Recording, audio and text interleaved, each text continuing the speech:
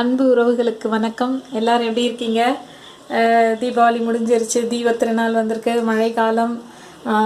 இப்போ வந்து இந்த சாதம் கொஞ்சம் மீந்த சாதம், இந்த சோறு கொஞ்சம் வடித்தது மீந்திருக்கு.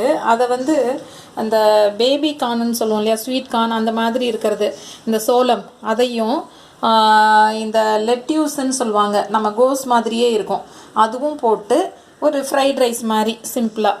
அது வந்து கொஞ்சம் மிளகுத்தூள், ஒரே ஒரு மிளகாய், ஒரு சின்ன வெங்காயம் போட்டு அதை கொஞ்சோண்டு நெய்யும் எண்ணெயும் கலந்து ஊற்றி அதில் வதக்கி இந்த சாதத்தை போட்டு அப்படியே கலந்து கொடுக்க போகிறேன். அது ரொம்ப சுவையாக இருக்கும். அதுக்கு நீங்கள் வந்து சாஸ் வேணுன்னா தொட்டுக்கலாம், இல்லைனா வெறும்னவே அப்படியே சாப்பிட்லாம். அது செய்யலாம், வாங்க பார்க்கலாம்.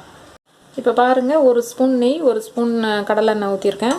அதில் வந்து வேறு இதுக்கு எதுவும் இந்த பட்டை கிராம்பு அதெல்லாம் வேண்டாம். அதனால் இந்த பச்சை மிளகாய், வெங்காயம் அதை போட்டு கொஞ்சம் வதக்கிப்பேன். கொஞ்சம் பொன்னிறமாக ஆனதும் அதுக்கப்புறம் இந்த கார்ன் வந்து நம்ம வேக வச்சு தான் வச்சுருக்கேன், அதனால் அதை கடைசியில் சேர்த்துக்கிட்டால் போதும். இந்த லெட்யூஸ் மட்டும் அதில் போட்டு நல்லா கொஞ்சம் வதக்கிப்பேன். நீங்கள் லேசாக வதக்கினா போதும் மற்ற நாட்களாக இருந்தால். இப்போ வந்து இந்த கொரோனா பீரியடுங்கனால நான் வந்து கொஞ்சம் நல்லா வதக்க போகிறேன் எல்லாத்தையும், வெங்காயம் லெட்யூஸ் எல்லாத்தையும். அவ்வளோதான், அதை பார்க்கலாம்.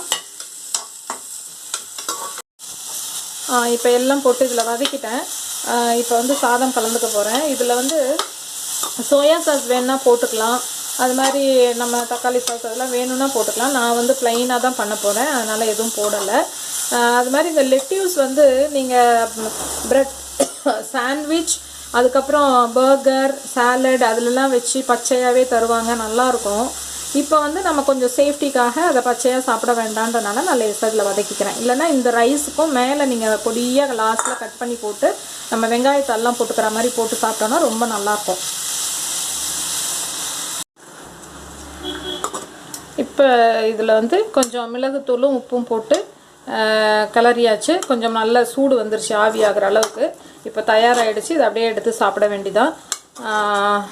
நீங்களும் இது மாதிரி வாய்ப்பு கிடைச்சா செஞ்சு சாப்பிடுங்க. நன்றி அன்பு உறவுகளே.